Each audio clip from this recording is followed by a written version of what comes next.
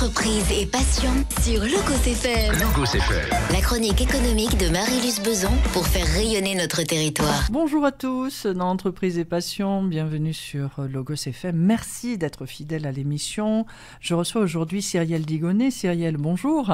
Bonjour. Cyrielle, vous êtes directrice de la communication marketing digital à Flying France.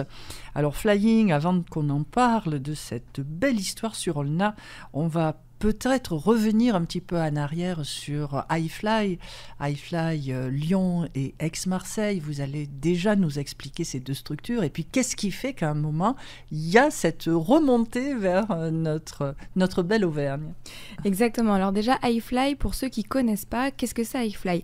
iFly, c'est un centre de chute libre en intérieur qui permet de reproduire les conditions d'un saut en parachute sans tout ce qui va être les aléas de la météo, la peur du vide, et bien sûr accessible à tous. iFly à Lyon, donc ça a été la première soufflerie qui a ouvert en France, il y a 8 ans maintenant, et on s'est développé après sur Paris, puis Aix-Marseille. Donc maintenant, ça fait 3 souffleries iFly en France qui perdurent. C'est plus d'1 million de personnes du coup en France qui ont déjà testé la chute libre indoor et qui continuent de la tester. Et Clermont nous est venue cette idée car on souhaitait ouvrir des souffleries un peu partout en France. Or, une soufflerie iFly, c'est un investissement qui est colossal puisqu'il faut compter 10 millions d'euros. Donc forcément, il faut des villes où, entre guillemets, ce sont un petit peu des métropoles. Et bien sûr, on s'est dit qu'on ne pouvait pas s'arrêter là et qu'il fallait qu'on développe un concept en fait, qui soit accessible à des villes avec des zones de chalandise un petit peu moins grandes. Et donc, du coup, on a créé une soufflerie qui s'appelle Fly-In et qui permet de s'implanter à moindre coût dans des villes à côté des grandes villes, entre guillemets. Alors peut-être pour essayer de le faire visualiser à nos auditeurs, iFly, c'est un tube en verre qui fait combien de alors qui fait 4,50 m de diamètre et qui est en hauteur, qui fait 17 mètres, qui est vitré sur 17 mètres. Et c'est 4 moteurs d'avion qui permettent en fait de faire voler le corps humain sur un gros souffle d'air. C'est une espèce d'aspirateur inversé, on va dire, qui souffle à combien ? Alors entre 250 et 300 km/h, ça va juste dépendre du poids de la personne. Et du poids et puis de l'âge aussi, puisque c'est une activité qui débute très tôt, je crois. Exactement, à partir de 5 ans. Donc c'est vraiment accessible à tout le monde. À partir de 5 ans, les enfants peuvent déjà voler. Ils sont forcément accompagnés d'un moniteur, donc c'est hyper sécurisé pour les enfants.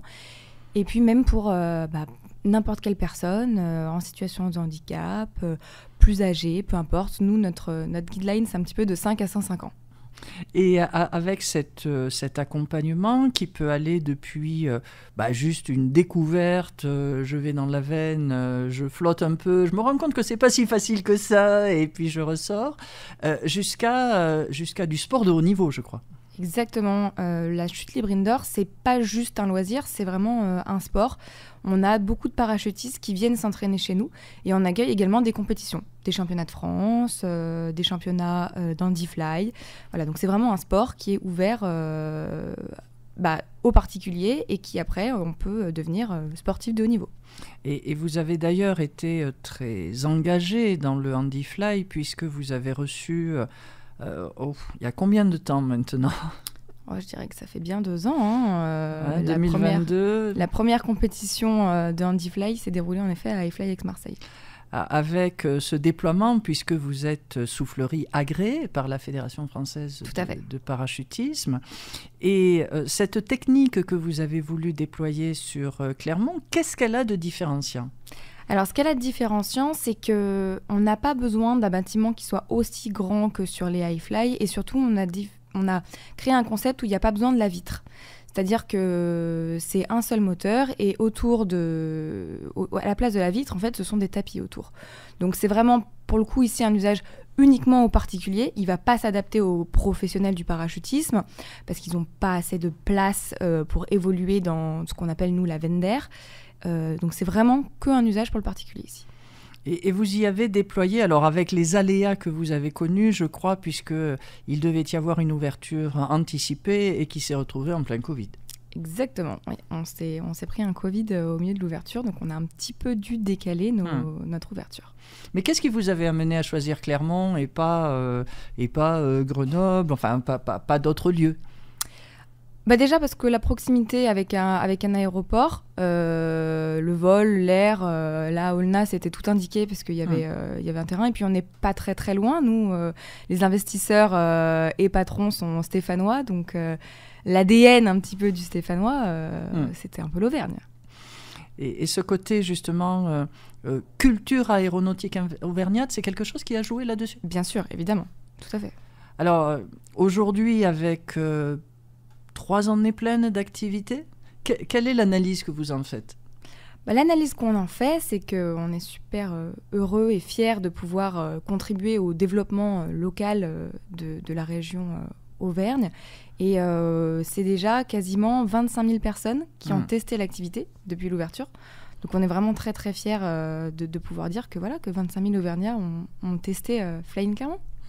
Et vous avez aussi une statistique qui est très amusante en termes de lisibilité d'activité vis-à-vis des avis de vos utilisateurs. Alors, qu'est-ce que ça vous a généré au sein des équipes, ça?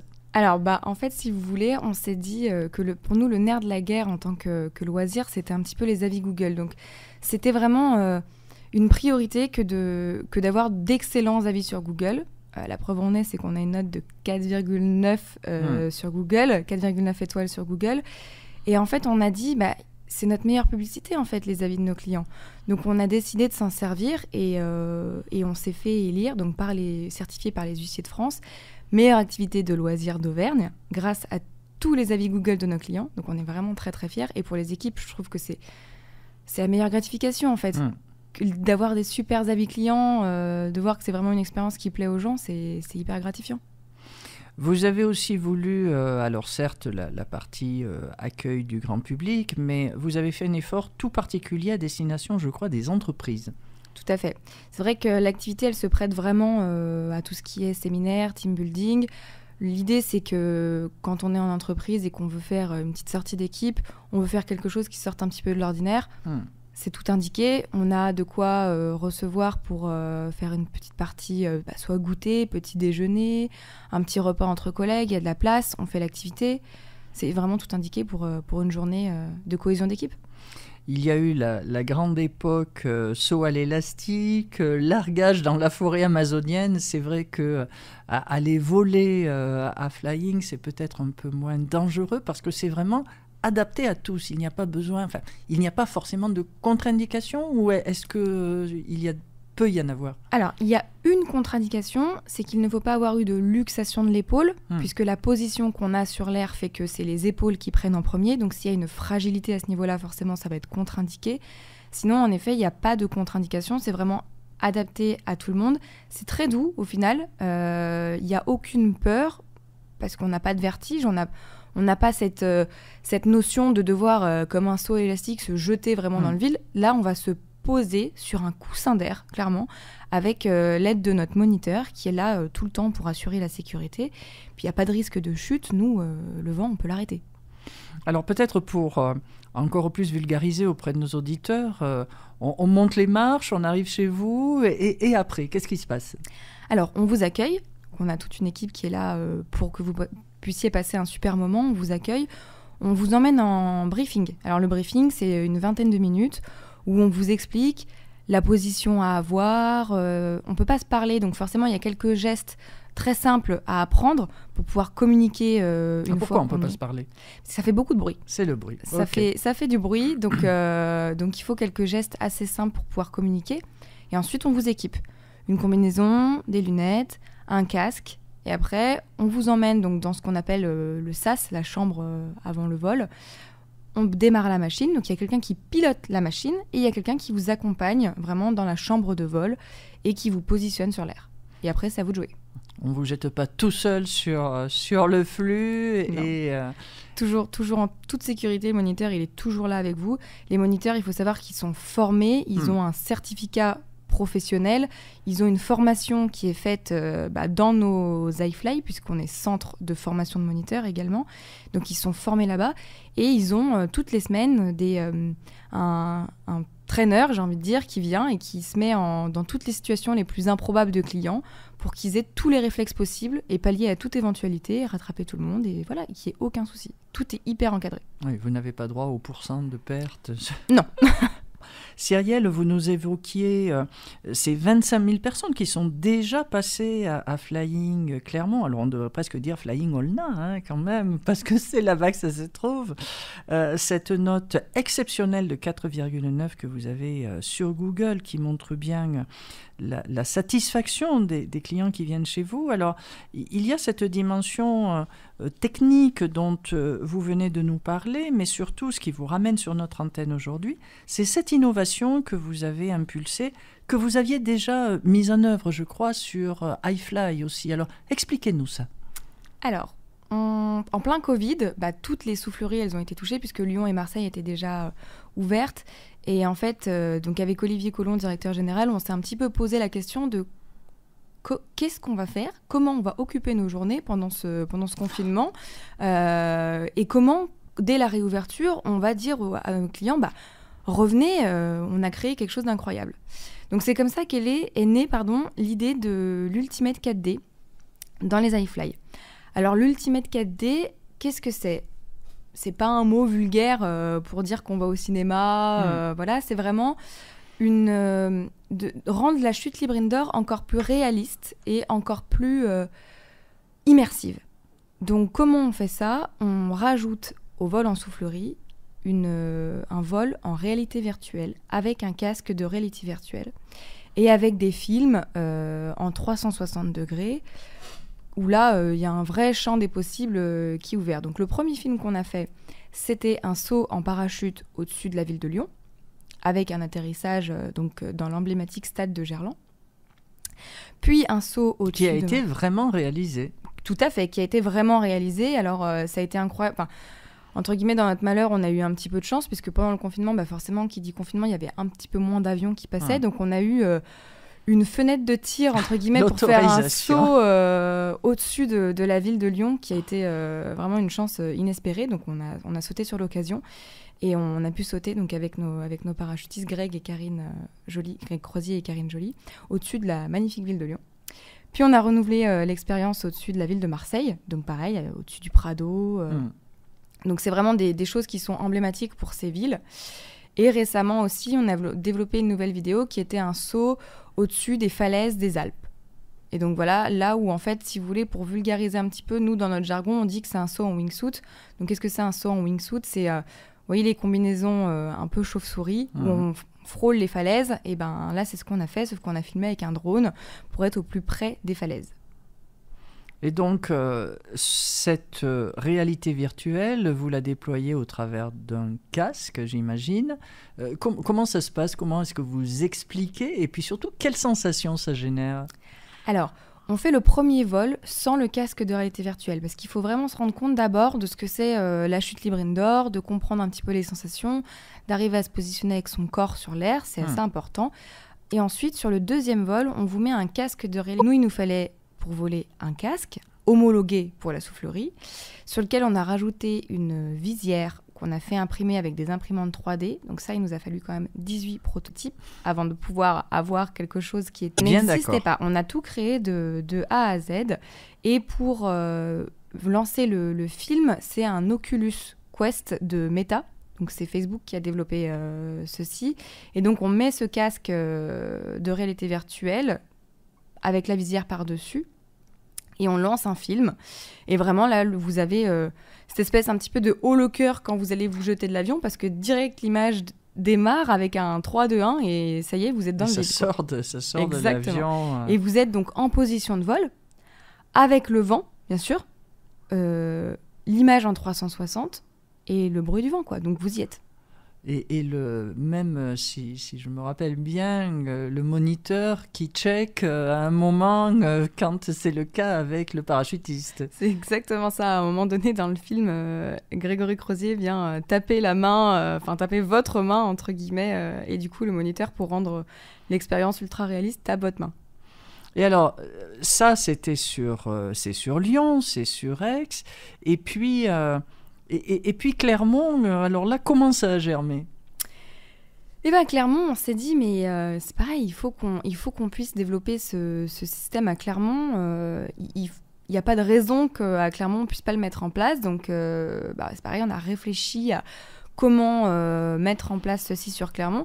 Et surtout, quelle vidéo proposer aux Auvergnats. Mais en fait, c'était facile, c'était tout trouvé. Qu'est-ce qui représente...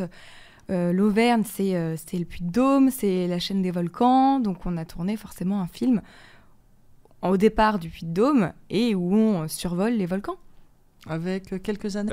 Et les non-auvergnats aussi, quand même, un peu. D'autres là, nous partager, Cyril. Quelques années, plutôt John, notre moniteur, qui a dû vraiment se lever, mais aux aurores, pour pouvoir tourner le film avec la meilleure lumière. Donc on avait un caméraman qui s'occupait au début de la saison de filmer en drone, et en fait on voulait qu'on a envoyé John faire une randonnée, mais qui de base n'est pas un randonneur, donc il est parti aux aurores sous 4 degrés en short faire une randonnée. Autant vous dire que je pense qu'il va pas retourner marcher tout de suite. Et donc cette arrivée, le départ est sur le Puy-de-Dôme et termine sur le Pariou. Complexe en autorisation pour survoler ces zones-là, ça a été là aussi un peu délicat. Un peu délicat, c'est surtout que c'est quand même un drone et c'est une zone où il y a quand même beaucoup de parapentistes, alors il fallait y aller très tôt le matin pour déranger personne, surtout. Et vous avez également des vues qui sont absolument extraordinaires, puisqu'à un moment, il y a des biches en train de brouter sur les prairies naturelles. C'est assez fabuleux, ça. Ça, c'était vraiment la cerise sur le gâteau. Quand le drone est passé au milieu de ces 2 biches et qu'on a vu le film à la fin, on a dit, mais c'est génial. Quoi de mieux ? Et lorsque vous l'avez, il y a quelques semaines, lancé, quelles ont été les premières réactions des participants ? Alors, je me rappelle surtout de 2 réactions qui m'ont vraiment marquée. Il y a un jeune homme qui est sorti de son vol après avoir survolé les volcans d'Auvergne en vol. Il me regarde, il me fait « Mais en fait, j'étais Superman. J'ai cru que j'étais Superman. » Alors, je lui dis « Alors ça, c'est le meilleur compliment qu'on puisse avoir, en fait, parce que pour nous, voler, c'est un petit peu le rêve de tout à chacun. Et quand on nous dit qu'on était Superman, mais pour moi, c'est qu'on a réussi, en fait. Sachant qu'en plus, ici, voir des vidéos de parapente, de montgolfières ou autres avions, c'est... Des cultures geeks. Le festival... Même, je vais pas dire c'est une habitude de la beauté de ces paysages. Or là, c'est quoi ? C'est la proximité avec les prairies naturelles ? C'est quoi qui donne ce sentiment ? Et c'est pareil, on avait quelqu'un qui a testé et qui, en fait, nous a dit, moi, je vais marcher là-bas, donc je connais vraiment très très bien ma balade sous un autre angle, puisque j'ai survolé ma balade et j'ai reconnu des coins que je connais très très bien, et je me suis vraiment rendu compte que c'était une autre manière Livradois 3, 2 de voir les choses, en fait. Et c'est vraiment un volcan, mais vraiment dans une position de vol, en fait, comme si vous étiez un oiseau. Et en même temps, il y a ce côté sécure, on est encadré, on est à Olna, on est dans une soufflerie, on a un moniteur qui vous tient, et on y est pourtant. C'est ça, c'est ce qui est assez incroyable avec la réalité virtuelle, c'est que le cerveau arrive vraiment à faire la confusion entre le rêve et la réalité. Donc là, vous êtes dans cette position, avec votre moniteur qui vous tient, mais vous vous rendez même pas compte en fait qu'il vous tient. Lui, il est à côté bien sûr, mais vous vous en rendez pas compte, et vous êtes vraiment en immersion, mais totale. Alors ce film sur nos beaux volcans, eh bien vous allez l'exporter ? Et bien sûr, on va proposer la vidéo sur nos différentes souffleries à Lyon et à Marseille. Il n'y a pas de raison qu'ils ne puissent pas en profiter. Exactement. Et à l'inverse, qu'est-ce qui sera proposé lorsqu'il y a, parce que j'imagine que ceux qui viennent tester le vol en soufflerie vienne peut-être plusieurs fois au sein de Flying. Comment vous allez élargir la gamme? Et ben pour le moment, on a 2 films qui seront proposés. Donc Le Puy-de-Dôme, bien sûr en avant-première ici à Aulnat. Et ensuite, on proposera un film avec des falaises. Et après, le champ des possibles, il est indéfini en fait. On peut créer beaucoup de vidéos. Donc j'ai quelques idées, mais pour le moment, je vais les garder pour moi. Ça vous Du meilleur comme du pire. Tous les oppos donnera l'occasion de revenir. Bien sûr aussi, je le sais, vous ponctuez l'année d'événements un peu marronniers, va-t-on dire. Alors, quelles sont les grandes étapes qui vont comme ça jalonner à partir de 14h, vous sera proposé le lot. L'année à venir, j'imagine la Saint-Valentin. Ce sera Noël. Voilà. Si vous cherchez l'idée cadeau exceptionnel à faire pour Noël à tata, à tonton, à votre frère, à votre sœur, à votre grand-mère, peu importe que c'est. Voilà, Cherchez plus en fait, vous l'avez, ce sera la Saint-Valentin, les vacances scolaires. Faire ça en famille, c'est quelque chose Oui. que vous faites beaucoup, oui. Ah oui, les familles, les groupes d'amis, les EVJF, on fait beaucoup d'anniversaires enfants. En plus, c'est un petit peu atypique parce qu'on a des petites combinaisons un petit peu de marsupilami, etc. Donc c'est vrai que les enfants, ils adorent en fait faire ça en étant déguisés. Ils se prennent vraiment pour des super-héros. Et alors, comment ils réagissent justement? À 5 ans, 6 ans, 10 ans Bah, ils volent comme des... Alors, sincèrement, les enfants volent en général bien mieux que les adultes parce qu'ils n'ont pas du tout cette peur qu'on peut développer en grandissant. Donc, eux, ils y vont, ils se jettent dans le flux d'air comme ça et ils volent super bien. Et à regarder en plus les enfants comme ça s'envoler et voir leur sourire sur leur visage, c'est magique. Vous ne l'avez pas évoqué, mais il y a aussi tout ce qui est photo, vidéo... qui est à disposition après, parce que ça, c'est un beau souvenir, j'imagine, à conserver ensuite. On filme et on prend des photos sur toutes les sessions de vol, donc même si c'est une option que vous n'avez pas prise au préalable, vous pourrez la prendre sur place, il n'y a aucun problème. Et regardez ça par la suite. Et montrer à tout le monde toute ce que la vous avez famille. fait. Exactement. Avec le beau diplôme qui va avec. Tout à fait, c'est vrai que le moniteur vous remet un diplôme de chute libre indoor juste après votre vol. Cyrielle, merci infiniment, merci d'avoir cru en notre belle région, merci de cette nouvelle qui a bientôt dépassé ses 3 ans sur place. Merci à vous, n'hésitez pas à aller découvrir ces volcans que l'on survole, c'est juste exceptionnel. Et alors moi j'aurais pas dit Superman, mais en tout fantastique. Merci à vous, à très bientôt dans Entreprise et Passion, et bien sûr ne quittez pas l'antenne de Logos FM. C'était Entreprise et Passion sur Logos FM, la chronique économique de Marie-Luce Beson pour faire rayonner notre territoire.